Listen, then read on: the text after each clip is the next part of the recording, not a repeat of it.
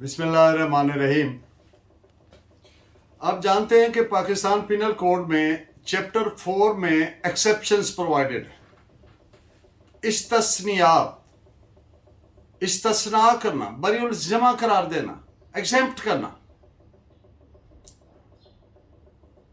यानी आम हालात में अगर कोई एक्ट और omission which is prohibited by law यानी अफेंस, अगर कोई अफेंस कमिट किया जाए, इर्तिकाब जुर्म किया जाए तो उसकी सलाह मिलती है। लेकिन कुछ एक्सेप्शंस हैं। अगर वो एक्ट उन एक्सेप्शंस में आ जाए तो फिर वो जुर्म नहीं बनता। तो आज हम उन्हीं एक्सेप्शंस में से एक जो प्रोवाइडेड है सेक्शन 92 पीपीसी में, वो डिस्कस करते हैं आपके सामने। तो first of all we before dilating upon the topic, पहले मैं उसका जिस्ट ऑफ द सेक्शन 92 आपके सामने अर्ज कर दूं कि कोई भी चीज, ऐसी चीज जुर्म नहीं होगी जो महज इस वजह से कि एक शख्स का हार्म हुआ है। जब हम इन सेक्शंस में 88, 89, 91, 92 के सेंस में हार्म की बात करते हैं तो इससे मुराद फिजिकल इंजरी है। यानी महज फिजिकल इंजरी आने से, जिस्मानी जख्म आने से, जिसको हम हार्म बोलेंगे, नुकसान, हार्म, जुर्म नहीं बन जाएगा, बशर्ते के भले वो उस शख्स की कंसेंट के बगैर है, कंसेंट लिए बगैर है। ये ऐसे हो सकता है कि एक आदमी कंसेंट देने के काबिल ही नहीं है, वो एक्सप्रेस ही नहीं कर सकता, इंडिकेट ही नहीं कर सकता, जाहिर नहीं कर सकता अपनी रजामंदी, या वो बेहोश हो गया और इस हालत में नहीं है, is incapable to express his consent, और कोई उसका गार्डियन भी नहीं है जो बर वक्त उसकी जगह पे, या कोई लॉफुल इंचार्ज नहीं है कि कंसेंट दे सके कि जी ये एक्ट करें इस पर, और उस पर एक्ट किया जाता है, उस एक्ट से उसको नुकसान हो जाता है या मौत हो जाती है, तो वो जुर्म नहीं होगा। इस सेक्शन पे के साथ 4 इलस्ट्रेशंस प्रोवाइडेड है। जैसे एक सेक्शन की अहमियत है, बाइंडिंग है, उसी तरह से इलस्ट्रेशन भी बाय एनेक्टमेंट होती है, कानून साजी के जरिए होती है, और वो कानून ही होता है। और ये प्रोवाइड इसलिए की जाती है इलस्ट्रेशन, मकसद what the legislature had contemplated in its wisdom to provide those illustrations. उनका ऑब्जेक्ट क्या है इलस्ट्रेशन का? कि ये वो पैरामीटर हैं जिनके अंदर इसको इंटरप्रेट करना है, ताबीर और तशरीह करना है। तो इसकी इलस्ट्रेशन ए जो है वो मैं आपके सामने रखता हूं। जेड घोड़े से गिरा,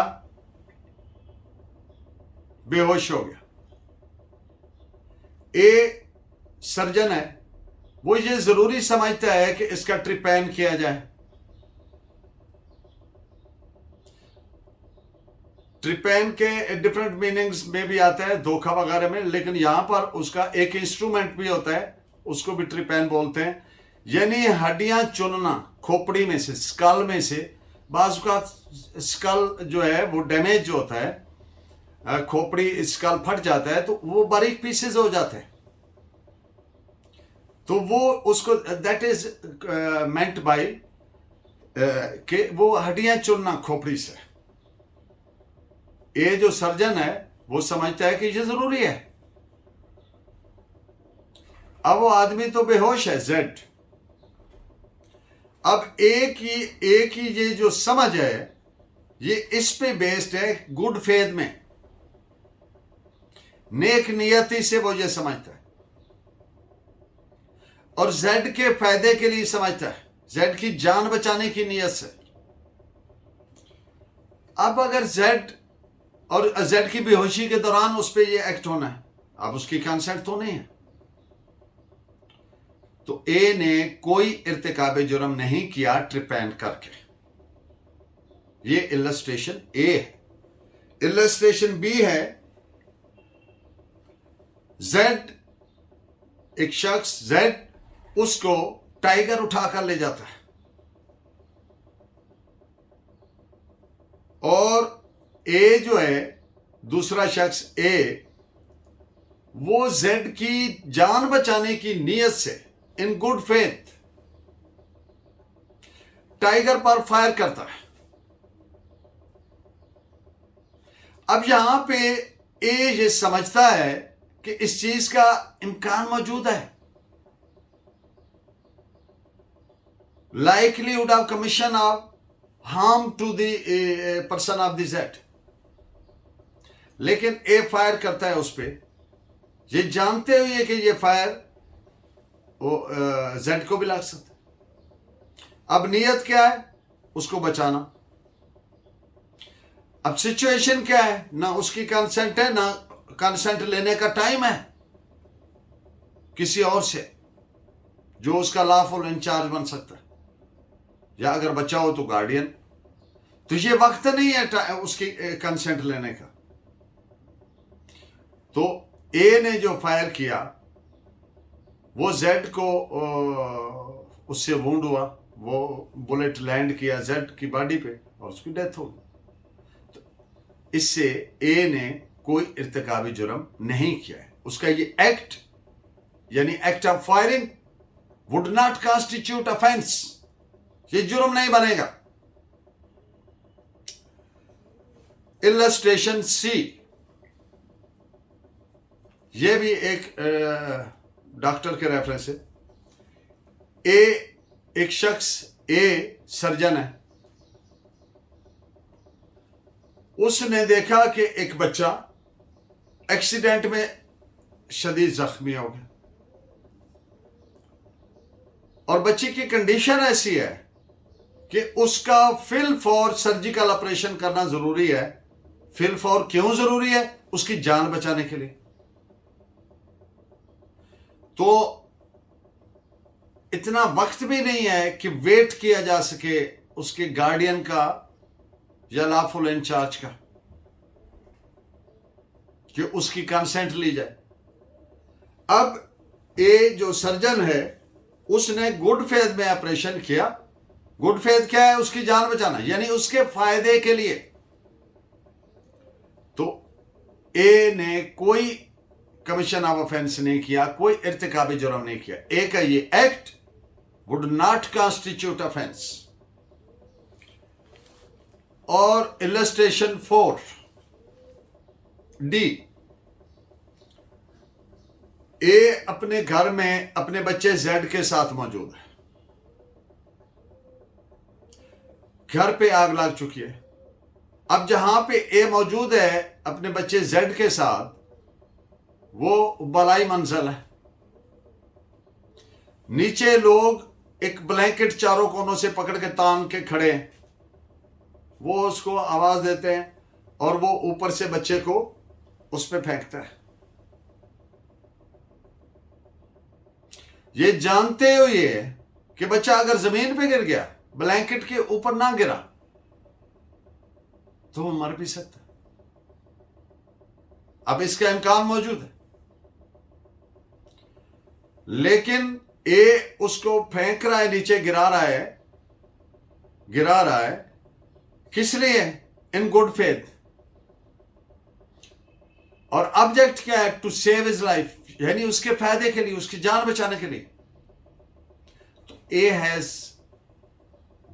कमिटेड नो ऑफेंस। ए का ये जो गिराने वाला अमल है ये ऑफेंस नहीं बनता। अब सेक्शन 92 के साथ ये 4 इलस्ट्रेशंस के अलावा एक एक्सप्लेनेशन भी अपेंडेड है, नथी है उसके साथ दी गई है, विच रीड एज कि जो सेक्शन 88, 89 और 92 में जो लफ्ज बेनिफिट इस्तेमाल हुआ है, फायदा, बेनिफिट, यानी जिस शख्स पे एक्ट किया जाना है उसके बेनिफिट के लिए, तो इससे मुराद मैज पेक्यूनरी बेनिफिट नहीं है, यानी मैज माली फायदा नहीं है। This is explanation provided appended with section 92 PPC. अब इस पे 2-3 जजमेंट्स देता हूं। कुछ जजमेंट्स हम पिछले लेक्चर्स में दे चुके हैं, इसी 92 पे जो प्रीवियस लेक्चर है, कुछ 91 में और 88 और 89 में। उनके अलावा जो जजमेंट्स हैं जो ताकि बात की क्लैरिटी से समझ आ जाए, to make it easy to understand. 88, 89 और सेक्शन 92, इन तीनों के तहत मुलजिम को इस्तिस्ना यानी एग्जेम्प्ट करना, एक्सोनरेट करना, बरी उल्जमा करना जुर्म से सिर्फ उसी सूरत में मिलेगा। ये जितनी ये 3-4 सेक्शंस हैं, इनमें जो मेन स्प्रिंग है, जैसे किसी गन में मेन स्प्रिंग होता है, वो निकाल दे तो लोहा है।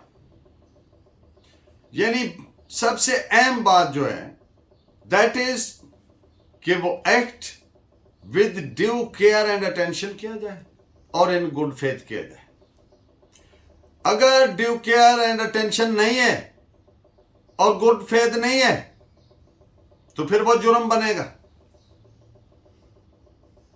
लेकिन अगर ये है तो फिर वो जिस पर इल्जाम है, जो मुलजिम है, उसकी जो पली है कि मैंने ये गुड फेथ से किया है, in good faith, with good faith और with due care and attention किया है, तो फिर उसको इस्तिस्ना मिलेगा, वो हकदार बन जाएगा इस्तिस्ना। This is reported as AIR 1923, Allahabad, page 543।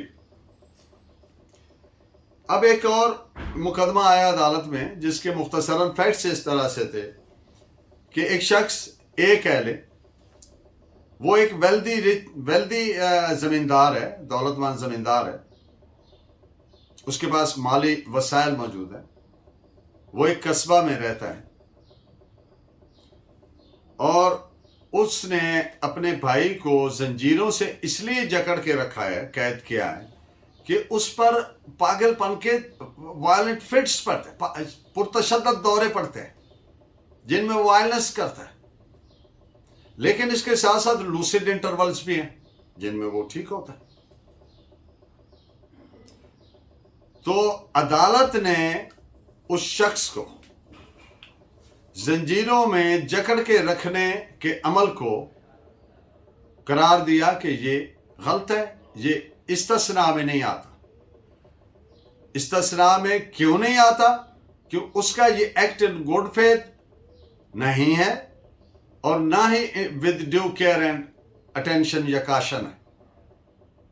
क्योंकि अगर ड्यू केयर एंड अटेंशन होती तो क्या था कि he could have got procured medical treatment, उसका इलाज करवाता, हॉस्पिटलाइज करता, व्हाटएवर। तो ये जो है, तो ये इस तरह की सूरत हाल में कोर्ट ने करार दिया कि ये this act of that person is devoid of due care and attention and can not be deemed to be done in good faith. So इस पे आप रिपोर्ट नोट फरमाएं। AIR 1923, Allahabad, page 546। माली फायदा, पेक्यूनरी बेनिफिट, जैसा कि एक्सप्लेनेशन अपेंडेड विद सेक्शन 92 में बताया गया कि मैज इससे मुराद रुपए पैसे की सूरत में मॉनेटरी फायदे के नहीं है, वो भी है लेकिन दूसरा।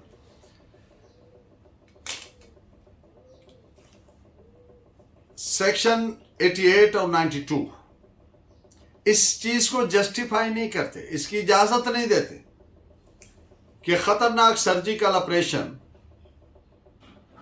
और अक्सर ये होता है, इसमें भी ये कोटेड है जजमेंट में, और वो भी एक ऐसा शख्स जो अनस्किल्ड है।